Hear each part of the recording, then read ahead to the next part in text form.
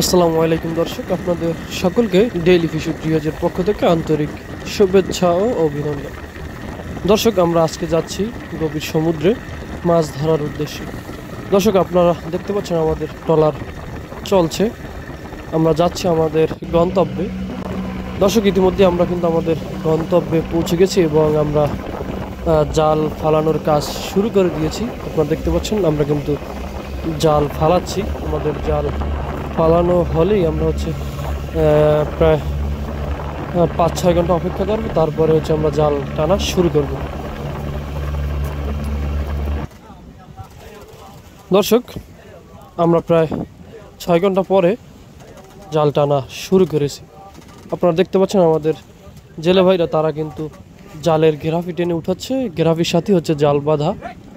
এই জালে ইলিশের জাল পাতা হয়েছে এবং জালে উঠালে আশা করব যে আমাদের জালে ইলিশ মাছ উঠবে।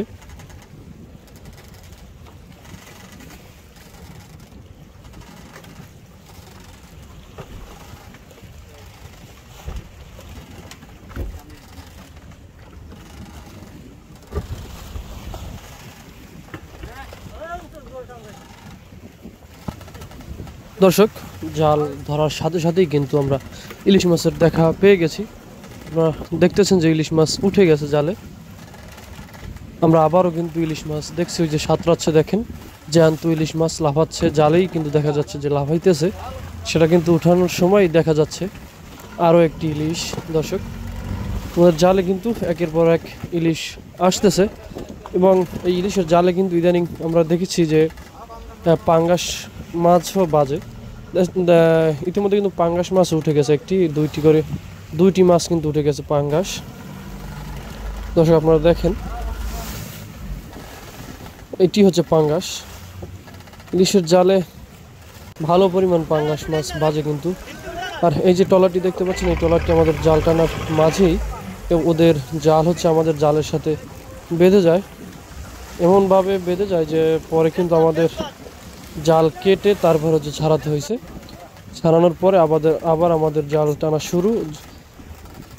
দেখতে পাচ্ছেন একটি মাছ উঠছে। এটি কিন্তু আমরা মাছ বা যাই বলি, এটারে আমরা পুটকা মাছ বলি।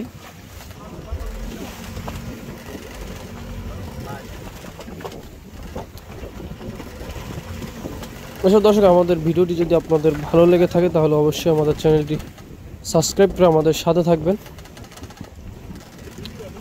এরকমের জ্যান্ত ইলিশ মাছ ধরার ভিডিও দেখতে আমাদের সাথে থাকুন।